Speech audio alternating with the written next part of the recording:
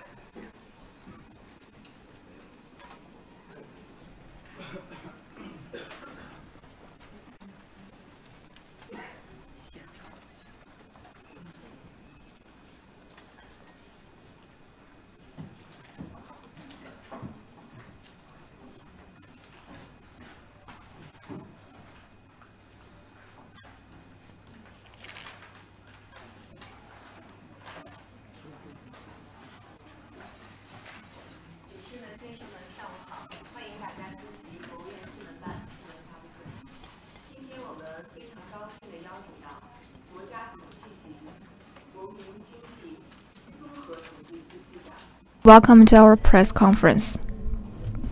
Today we are honored to have invited the head of the Department of Comprehensive Statistics of National Bureau of Statistics, Mr. Xing, and he's going to brief us on the economic performance of the first quarter 2018. Now let's firstly give the floor to Mr. Xing for the briefing. As usual, I'm going to firstly brief you on the economic performance in the first quarter 2018. In the first quarter,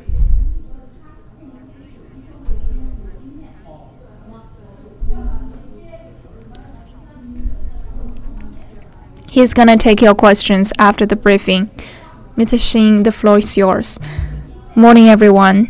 I'm pleased to see you today, and as usual, I'm going to firstly introduce to you the economic performance in 2018 first quarter, and then I will take your questions. In the first quarter, our national economy has been kicked off to a good start. Since early 2018, under the leadership of the Communist Party of China, with President Xi Jinping as its core, the different departments and localities hold high the banner of progress in steadiness. We also conform to the principle of high-quality development and building a modernized socialist system. Our national economy has been progressing steadily, and the restructuring has been pushed forward, and the quality of our development has been gradually improved with a very good start. According to our statistics, in the first quarter, the GDP is about 1.988 trillion, and that's an yearly increase of about 6.8%. The first industry increased by about 3.2%, the second industry by 6.3%, and the third industry by 7.5%. The agriculture also shows some good signs. In the first quarter, for the different poultry production, they have increased by about 1.8%, and pork increased by 2.1%. And for the pig, the production increased by 1.9%. The climate situation in major regions in China have been very good, in particular the agricultural production areas, with very good harvest in spring. Industrial production is stabilized. In the first quarter, the industrial aggregated volume has increased by about 6.8% for the above scale designated places, and also we have a leveling up situation compared to last year. For the SOEs, they increased by 7.9% in specificity, and for the collective companies, they increased by 1.0%, and for these companies listed, they increased by 7%.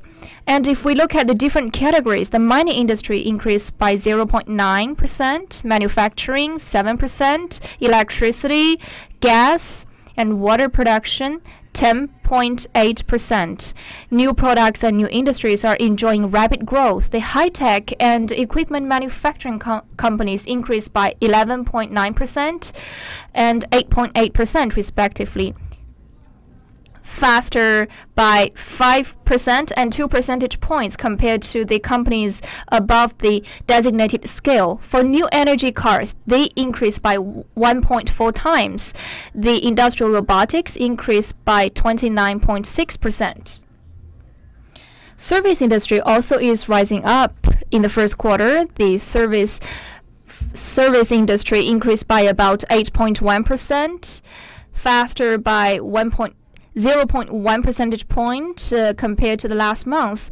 For the information technologies, the leasing companies and business companies, they also have very good performance. In March, the industrial index for service industry was about 0.3 percentage points higher than February, at the same level compared to last year.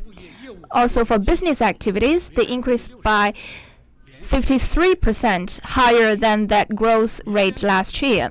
And the activities of the service industry, the expected index is about over 60. And for 6 consecutive months, that figure has remained above 60. And for first quarter, the fixed asset investment increased by 27.5%.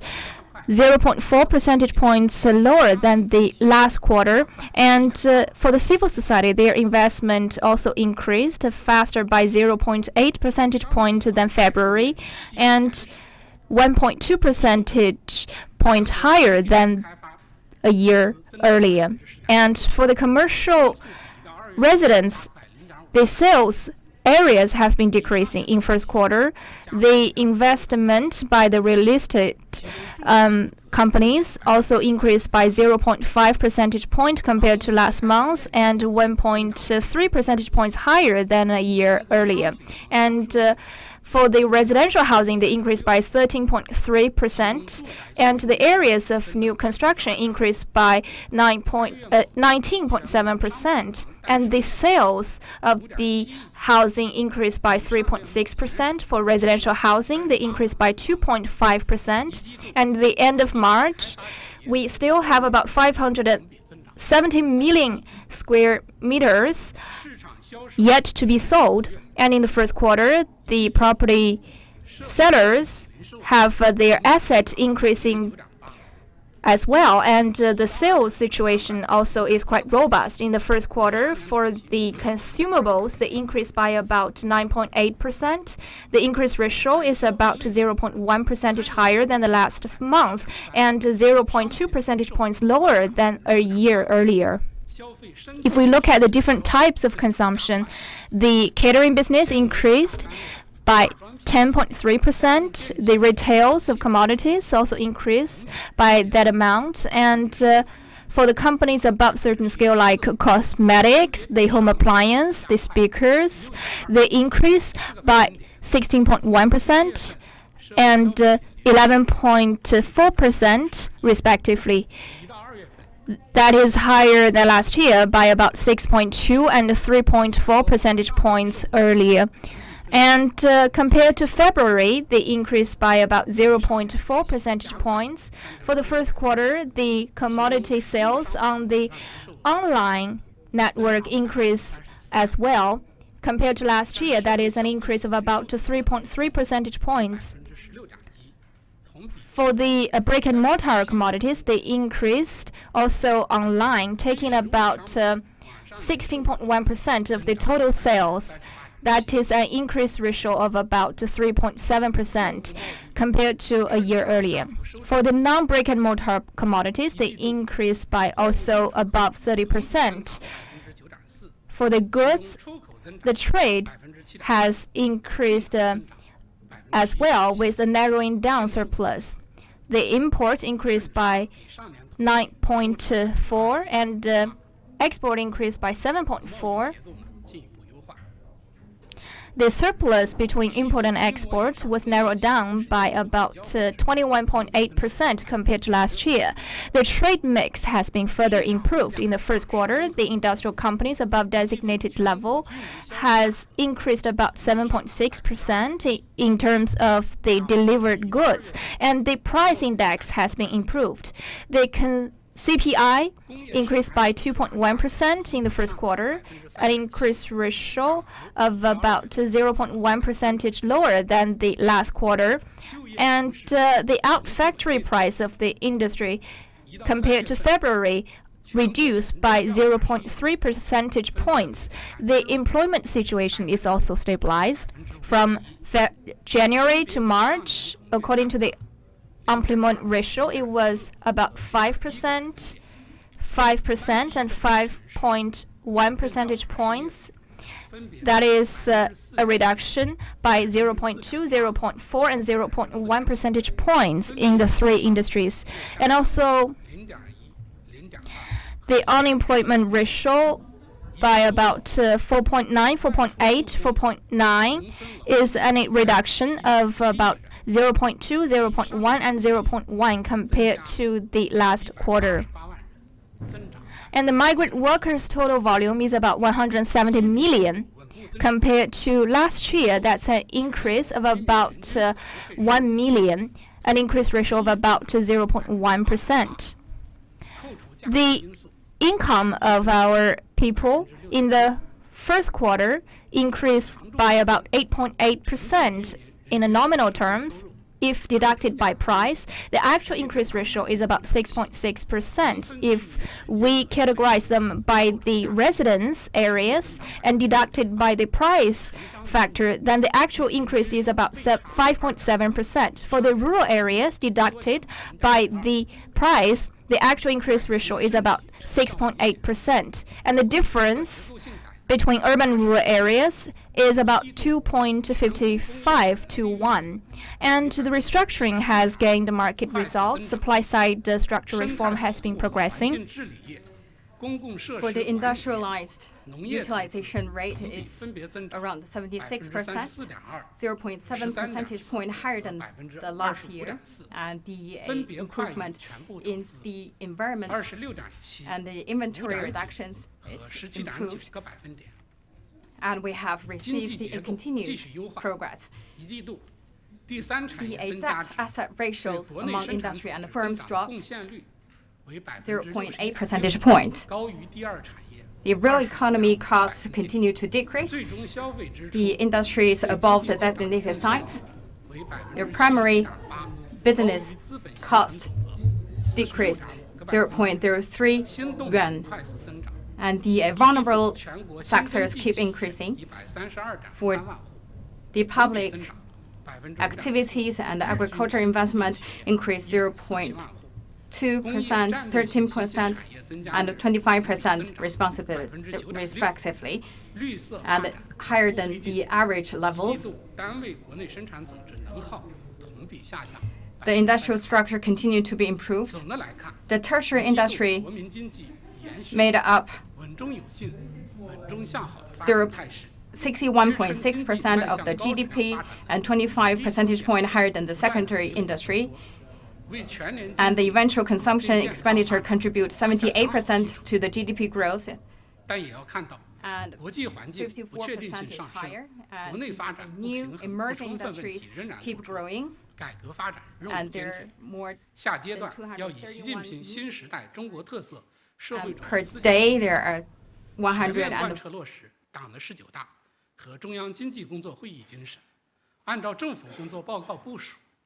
坚持稳中求进工作总基调，落实新发展理念，深化供给侧结构性改革，大力实施创新驱动，进一步扩大改革开放，增强发展内生动力，引导稳定预期，推动经济持续健康发展。谢谢。好，感谢邢志宏先生的介绍。那下面我们就进入答问环节。按照惯例，提问前还是请通报一下所在的新闻机构。好，请大家提问。好，先请第4排那位白衣服的女记者提问。谢谢主持人。中央电视台记者提问：从您刚才公布的数据看，一季度的经济运行平稳。但是我想问的是，您怎么全面去评价我国一季度国民经济的运行情况？又如何去理解您说的开局良好？谢谢。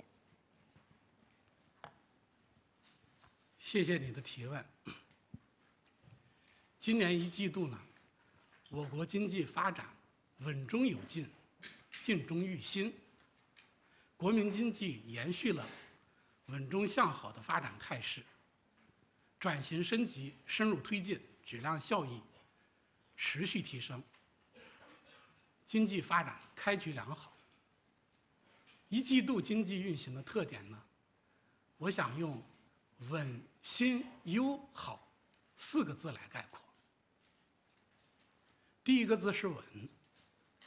从宏观调控的主要指标来看，今年一季度我国经济运行的整体态势是稳的，呈现了增长平稳、就业扩大、物价稳定、国际收支基本平衡的良好运行格局。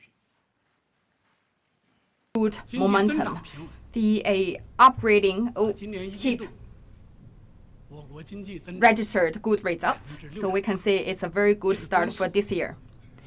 So the feature for Q1, I would like to use stable, good, healthy, and sound.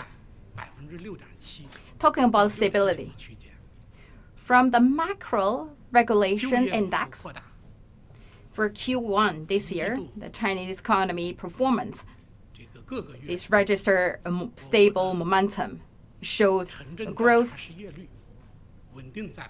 CPI, international balance, and employment is all registered in a good and stable number. Economic growth is stable. A Q1 economic growth registered 6.8%. This growth rate compared to last year Q4 is same. So that's by saying that our economic growth is within the 6.7 to 6.9% range. Employment keep expanding for Q1. This year, we look into different months. According to the Urban Unemployment Survey, the number shows around 5%. Especially looking at the 31 key cities, the figure keeps lower than 5%. Migrant workers from rural areas to urban areas increased 1.8 million, or 1.1 percentage point higher. We can say the employment is quite satisfied. This is all the laid a solid foundation, also a key indicator of economic growth. CPI is moderate, up by 2.1 percentage point compared to the previous year. The growth is mildly. We have sufficient supplies in the market, and supply and demand is struck a balance. And PPI also, the growth rate is decreasing. The price for PPI increased 3.7%, 3.7 percentage point lower than the previous year. The international balance is moderate. This year's import-export registered a faster growth, especially for the growth rate of imports and excess than exceeded the growth rate of exports. Surplus of trade is narrowed. The foreign reserves is stable. Talking about new, it reflects from the innovative development. So the mass innovation and entrepreneurship is flourishing. This also brings the new driving forces to the economic development. The emerging driving forces is playing a greater role starting from this year. The new market entities keep expanding. As I mentioned, according to the statistics of relative departments, the new registered enterprises in urban areas is making a new high number. Every day, the new registered enterprises is around 147,000. This is a really remarkable number. It reflects our strategy of mass innovation and entrepreneurships fuel the market development. New type of business, new form of business, and new model of business is all flourishing. It brings a 9.6% growth. This is higher than the average growth of industries above the designated size. The online retail sales of goods increase. Postal deliveries increase 30%. The growth is keeping increasing. Overall, the Internet Plus industries is penetrated to each and every sectors and industries. Also generated new business forms, new business types. The digital economy, platform economy, shared economy, all are registered a higher growth rate. This also inject new energies to the national economic development. Talking about the economic mix or economic structures are improved. It's also in a very coordinated manner. From the industrial mix, the tertiary market keep playing a larger role. For Q1, the tertiary industry contribute 56.6% of GDP, 0.3 percentage point higher than the previous year. The contribution rate is 61.6 percentage point, higher than the secondary sectors, 25.5 percentage point higher. Manufacturing sectors moving from mid to high quality growth. The industrial above the designated size, the high-tech companies account 12.7%, and the equipment and the manufacturing companies account for 32%. These two figures keep increasing compared to the numbers last year.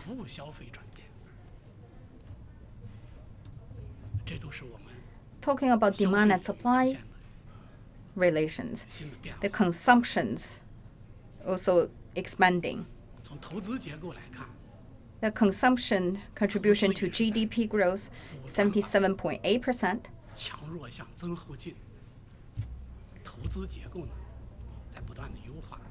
46.5 percentage point higher than the fixed assets contribution rate. For the consumption, among the figures, the consumption on goods is shift to consumption on high quality. Consumption on goods is now transferring to consumption on services. These are the new changes happened in the consumption area. Looking at the investment mix, it also strengthens the vulnerable areas and bring new energies to the investment. This year, investment in agriculture, in public activities, increased above 20%. Investment in industries, especially in high-tech companies, the proportion of investment is keeping rising. The foreign trade mix also keep improving. The normal business foreign trade is increasing. If we look at the main entity of foreign trade, the private sector's contribution is keeping increasing, and the central and the western areas register a higher growth. We talk about sound development. The business profits keep increasing, and disposable income per unit of GDP is increasing, and the green economy is making greater contribution. The business revenue is registered a faster growth. So for the first 2 months, the business revenue increased 61%, and 45% increase in the service sectors. These growth numbers have generated on a high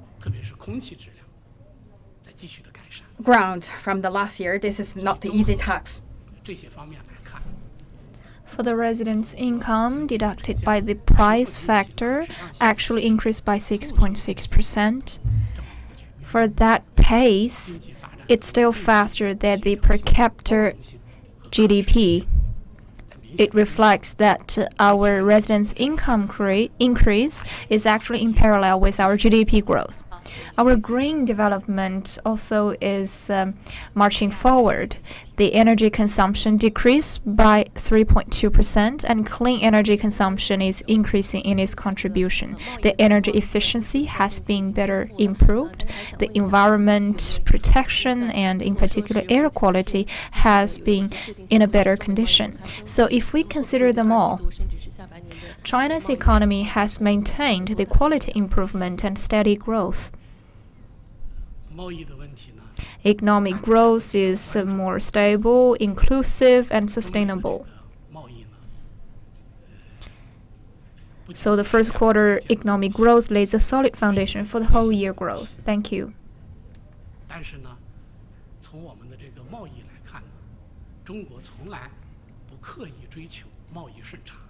I come from Phoenix Network. I also have a question about trade. Even though the figures have been published already, I'm asking if the Statistics Bureau have an estimate if the international environment continues to deteriorate. For example, the China-US trade war, will it have an impact over the second half of the year economy performance? Trade issue is closely followed by everyone. The China-US trade relation is not just an issue between the two nations. It's actually an international problem. But if we look at the trade, China has never pursued the trade surplus. In the recent 2 years, our trade surplus is continued and actually decreasing in scale.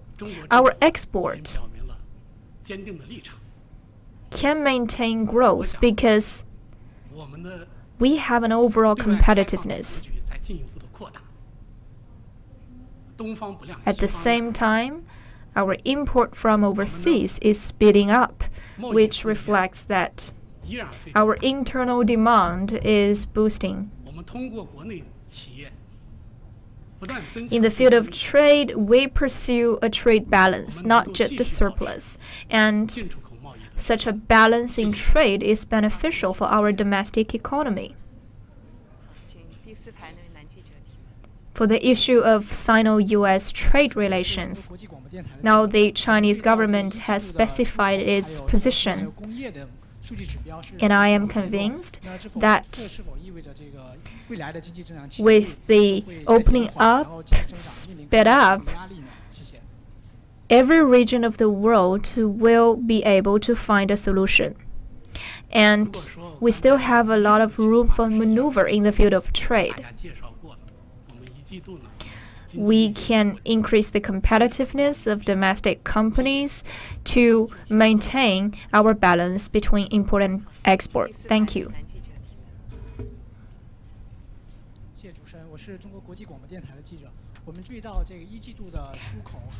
Thank you. I come from CRI. I noticed that in the first quarter, the investment and industry and import and export figures have fallen down a little bit. Does it mean that in the future we will slow down in the economic growth and we will face higher pressure in economy? Thank you.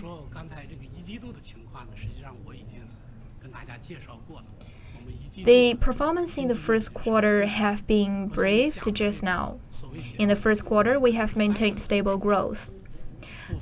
This slowdown actually refers to part of the indicators in March.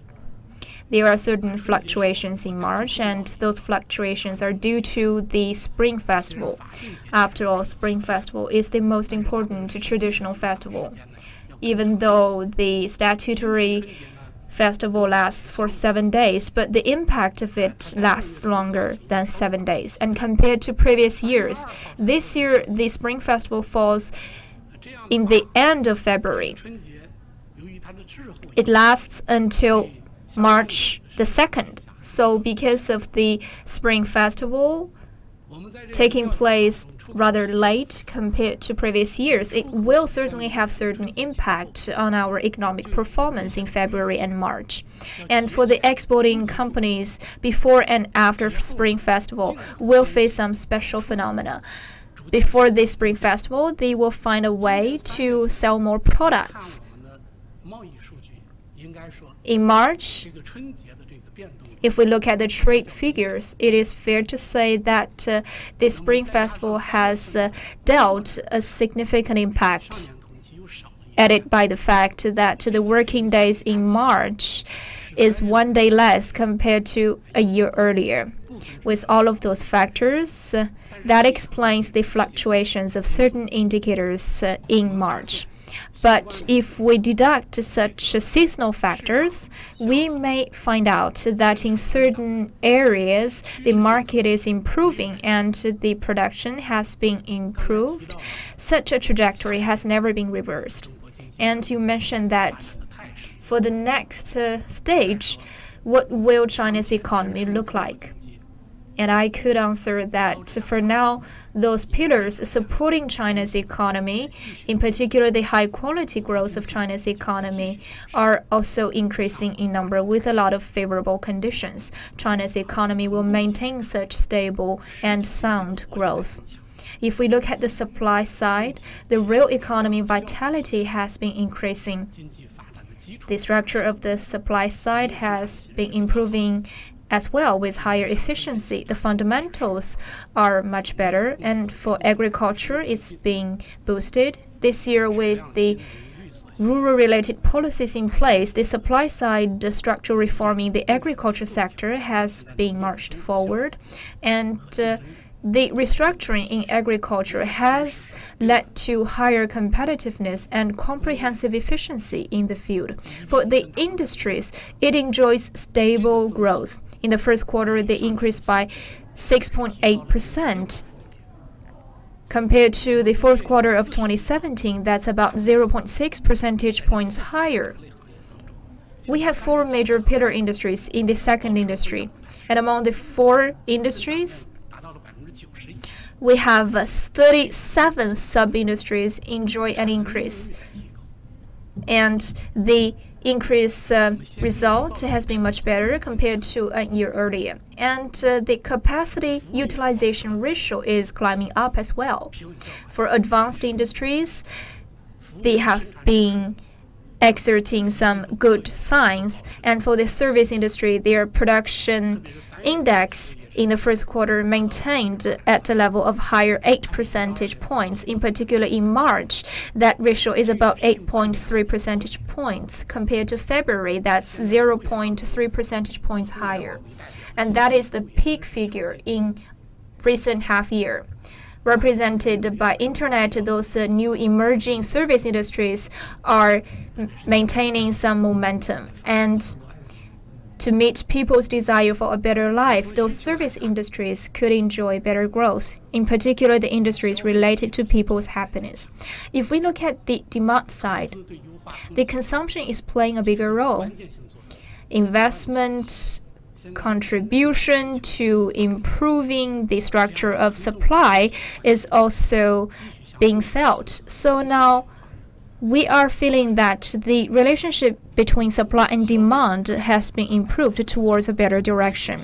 And if we look at consumption, as I said before, our consumption has been increasing markedly. For the residents' consumption structure is also being upgraded. Now for the upgraded products, their consumption is stabilized. For online and offline consumption, they are being integrated at a faster pace. Not just the retail sales online is enjoying fast growth. Actually, in some traditional industries like the supermarkets, the malls, this year, they also registered faster growth ratio compared to a previous year. This reflects that those new retail industries have gained some positive response in the consumption terms. And now for the service consumption, it is a robust industry. For example, the box office increased by 39.8%. And if we look at investment structure, it's also being upgraded, in particular with more dynamism from the civil society investment, taking about over 60% of the total sum of investment, an increase of 8.9 percentage points in this year. That's about 2.9 percentage points higher than the previous year. Meanwhile, the fields of investment by the civil society has been extended.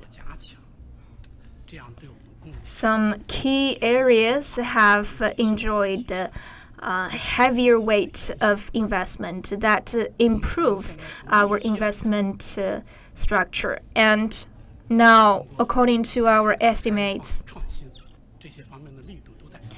through reform and opening up, as well as innovation campaigns, a series of policies are releasing their dividends. So now the entire economy is showing some very good expectations from us. The PPI in March is faster and bigger than the previous months, and it's still increasing for 20 consecutive months already. In particular, for the manufacturing companies belonging to the third tier, they are also increasing fast. And for non-manufacturing sector, the PPI is at the level of 54 for 7 consecutive months. And for consumer confidence index, it's maintained at the level of about 122.3. So whether it's the supply or demand or expectations, we could confidently say that we have more internal driving force of our economy. That is the factor behind our sustainable growth. Thank you. We could see that today we have a lot of foreign correspondents. So from the last row. Allow me to ask the question in English. Thank you. I come from Germany. About the problems between China and the United States with the impact of trade. But how bad are you evaluating the whole impact on the Chinese economy if the frictions are going to develop to a sort of trade war? Thank you. 您好，我是德国《世界报》的记者。您在刚才回答问题中已经提到中美贸易摩擦对于中国的贸易的影响。我想问的是，如果这种摩擦持续的话，它会对整个中国经济带来怎样的整体性的影响？谢谢。谢谢你的提问。Thank you for your question. 可以说美国是置国际贸易 Not long ago, the U.S. actually have abandoned the international trade rules, triggering the Sino-U.S. trade frictions.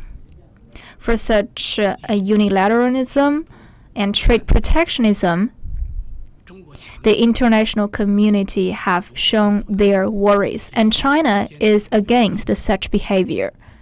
The Chinese government has given some firm stance and opposition. And we are quite concerned about this situation, in particular the escalation of such trade frictions and the potential impacts by such behaviors. And I want to say that after years of development, for now, China's economy is shooting up with steadiness, and whether it's the stability or sustainability or coordination in the Chinese economy, we are quite flexible and we have a lot of room of maneuver. The trade frictions between China and US will not be an obstacle for China's economy, and let alone reversing the trend of China's sustainable and sound growth. For the resilience of China's economy and flexibility of it, that explains the adaptation of China's economy to any new situation. In the recent years, through supply-side structural reform, through innovation-driven development, we have stimulated the internal dynamism and vitality. More importantly, in the process, our economic structure has been improved. Especially after the 18th Party National Congress, China's economic performance has shifted from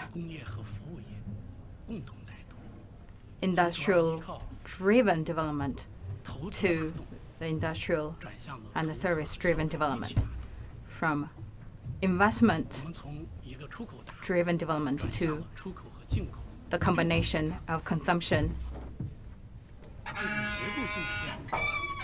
and investment, and also the highly rely on the export, also transfer to the import and export mix. So this is bring a new feature to the Chinese economy in a resilient way.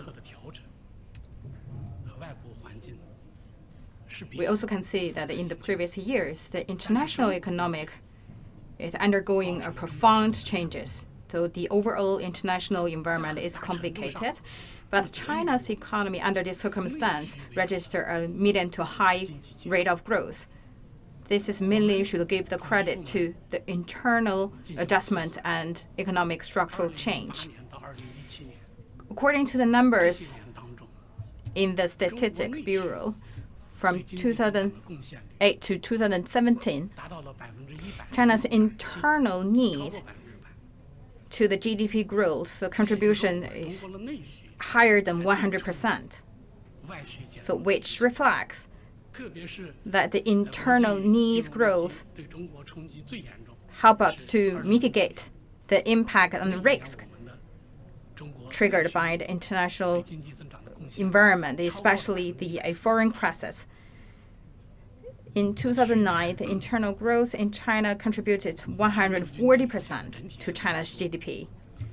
Last year, the international economy seen a positive momentum, but still quite fragile, and the China's internal contribution is also registered at 99%.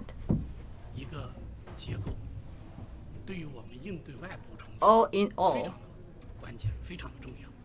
these structures make us strong against the risks and challenges imposed by the international economy.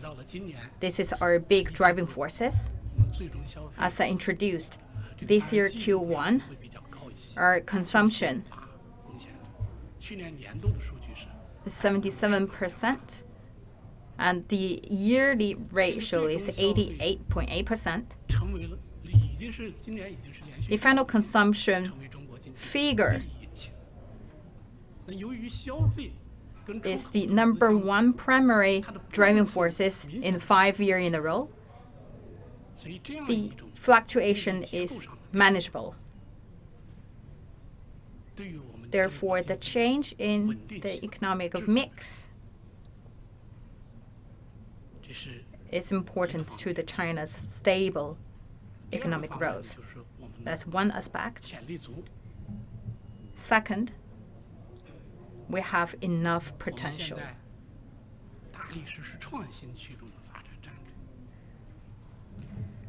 We give a great effort to the innovation-driven development. And development is our primary task, and innovation and talent are always top our agenda. Through innovation, through reform, we focus on the initiative of mass innovation and entrepreneurships. These all bring the new dynamisms to the market.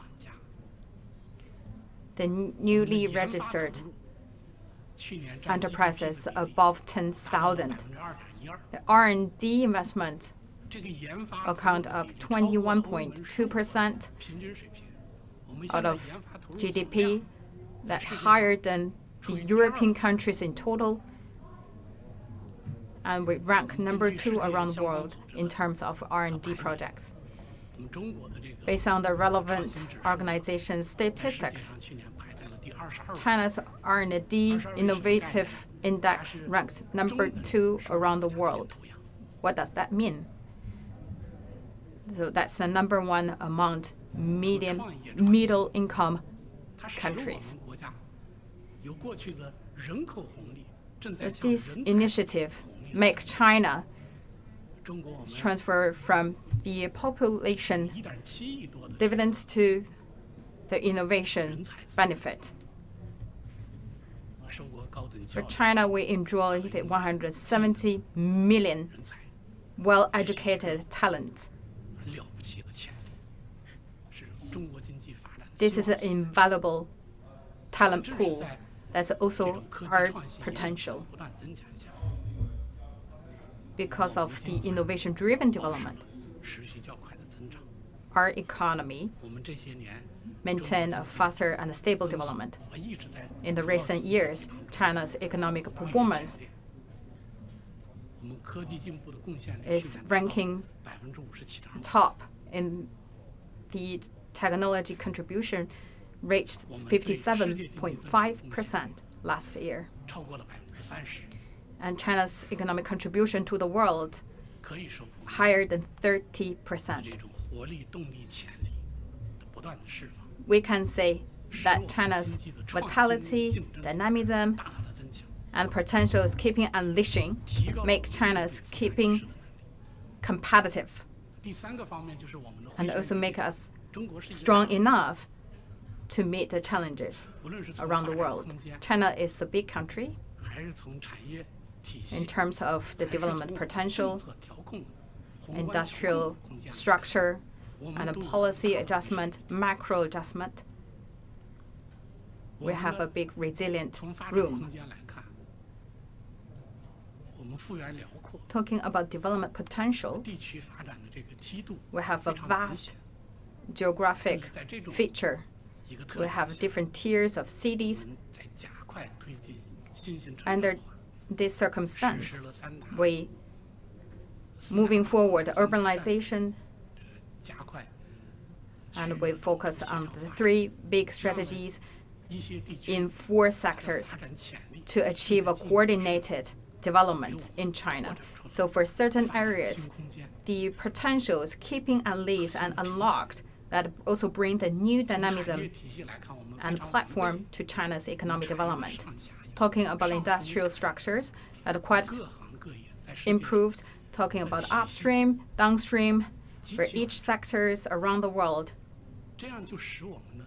the structure is quite completed, which makes us the commercialization of science and R&D faster, and we're also quite resilient to the risks.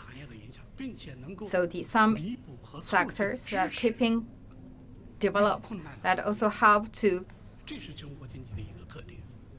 help and mitigate the risk brought to the other sectors. That's our big features. And our policies have a big room and play a greater role. So the monetary and fiscal policies is sound, and our foreign reserve ratio is ranking number 1 around the world. And the tools are sufficient with a larger stage to play. So China has all the conditions to deal with the frictions between China and the United States and all different kinds of challenges triggered by the global development and make sound and stable development. Thank you. 谢谢您好，我是中国国际电视台 CGTN 的记者。我们是发现 Thank you from CGTN. 一季度是保持了一个较快的增长。 We found the service sectors keep a rapid growth. For the tertiary industries, the contribution also quite higher than the contribution made by the secondary industry. What's your expectation for the future development of tertiary industry? Thank you. 2012, the tertiary industry scale expand and ranking the #1 higher than the secondary industry, and then it's keep increasing its role to drive the China's economy. Last year alone, the tertiary industry to GDP take 56.6%, and the contribution ratio is 58.8%. And this year, you can tell from the numbers, its proportion is keeping increasing, and the contribution ratio is enlarging, and the development rate is faster. We can say that China right now is already entered to the tertiary industry-driven development stage. This is a new mark of China's reform. This is the result of the economic development change and the pattern. That is also the result of our initiative and the policies of reforms and industrial upgrading. Right now, the tertiary industries will always register a sound and a faster development for the following reasons. Number one, the consumption mix keeping improving, which provide the sound potential for tertiary industry development. If we look at the pattern of the international tertiary sector development as well as the other index, this is highly related to the disposable income. Right now, China is at the higher level of disposable income. Last year, China's disposable income per GDP per capita is around $9,000. For this scale, the mid-income group is keeping enlarging. They have higher demand to the tertiary industry. Talking about China's consumption, right now it's changed from the consumption on goods to consumption on service. So tourism, culture, education, health require a larger development because they have a sufficient demand in the market. So that's also bring the new vitality to the tertiary industry. Number two, talking about the industrial upgrading. The supply chain, value chain is reshaping. That also speed up the change from the rely on manufacturing to the service-driven development. Right now, we are moving toward the mid to high quality development. So through the improving of the supply chain, that also have a higher requirement on R&D, design, marketing, logistics. So that's a big demand for the industrial chain upgrading. We can also see the momentum from the figures for the R&D or technical service, logistics service, business service are all the highlights in numbers. Third is rely on the China's reform and opening up. So that's keep bring the benefits to the tertiary industry and help to unleash the potential.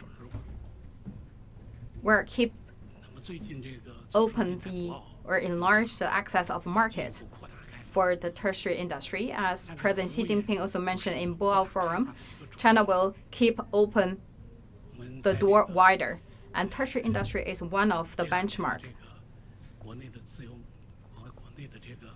In the recent 2 years, we look at the free trade or the free trade zone. Tertiary industry is a key index. Talk about the finance and the quota or the ceiling quota to the foreign trade is expanding. Education, health, all absorb a larger capital flow in. This is also injecting new energy to the tertiary industry. We talk about the private sectors also play a greater role. For private sector, actually part of their investment is coming to the public sectors. Fourthly, innovation-driven factor, which injects some new internal force. We could say that now with the information and internet technologies being used on a large scale, they gave rise to many new forms of industries. And those are quite influential in the service industry. Now, in our daily lives, we could feel every day about such changes. For example, online medical service, online and sharing services, such as online education. All of those are exemplary of the influence to the service industry. So now there are many new emerging forms of service industry surfacing. So that is about the growth features of the service industry and the reasons why it could maintain such high speed of growth. Thank you for your question. Due to time limit, the last question. Hi, with Reuters News. I wanted to ask for your comment on the slowdown in per capita disposable income growth. Last year it was 7.3% for the full year, and in the first quarter it declined to 6.6% growth. Just wondering if you think this trend will continue, and what are the reasons for this slowdown? Also, what do you see? The data is all quite good and stable for the first quarter. What do you see are the biggest risks to this stable, continued high growth this year for China's economy? Thank you. 您好，我是路透社的记者。您刚才提到今年的居民可支配收入在一季度的居民可支配收入是6.6%，比去年全年的7.3%有所下降。您认为这个趋势是否会持续？背后的原因又是什么？另外，一季度中国经济表现良好，那您认为全年经济稳中向好的态势、高速发展的态势所面临最大的风险又是什么？谢谢。谢谢你的问题。Thank you for your question. 收入的问题今年一季度呢？ Firstly, I will take the question about per capita disposable income. In the first quarter 2018, by nominal terms, the per capita disposable income increase ratio is 8.8%. That's even 0.3 percentage points higher than last year. Whether for the urban residents' disposable income by nominal terms or that in the rural areas. The growth ratios actually are a little bit higher than those last year. That is a manifestation that people are much more wealthier than last year. But the actual growth ratio are trending downwards compared to last year because of the price factor. As we know, last year the CPI ratio was rather low, but this year, even though CPI maintains mild growth at about 2.1%, compared to last year, that is trending upwards, even though it is quite mild growth ratio. And such a mild growth ratio of CPI have certain influence about our ratios in the income sector. But even with that, we could feel the increase of our employment ratio and the massive campaign of innovation and entrepreneurship. The income distribution mechanism also has been better improved, and at the same time, the national government pays premium on the income increase of our residents. And many policy dividends have been felt by the common people. All of those new situations and policies will be supportive of the increase of people's disposable income in parallel with GDP. In the first quarter, the GDP growth is at certain number, and the disposable income in the first quarter is 6.6%, and that is higher than the per-capita GDP growth in the first quarter of 2018. And the performance of enterprises have been improved as well, with a very good condition. That lays the foundation for the increase of the income of those employees. When the employees enjoy a higher income, they will better guarantee their lives. If we look at the rural areas through the agricultural supply side structural reform, the three industries in the agriculture areas enjoy integrated growth. In particular, now we are seeing many agricultural products increasing their output. All of those will underpin the operating income increase in the farmers. And also the rural areas are introducing the land reform through transferring the lands, like the operating rights of the land. The farmers could have access to certain revenues, and that is one way of extending the sources of revenues for the farmers. That's why now the income of farmers are enjoying better momentum of growth, even better than the urban residents. This year, in the first quarter, farmers' income increase ratio outpaces that of the urban residents, and the difference between urban and rural residents are narrowing down. That is all good conditions.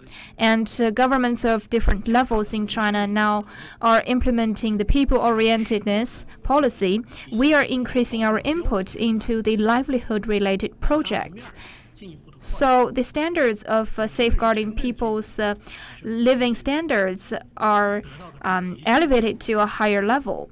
Whether it's the urban residents or the rural residents, they are gaining more income sources, in particular those transferring income. And we will maintain the growth of disposable income together with the GDP growth, in particular to realize building the moderately prosperous society in an all-round way.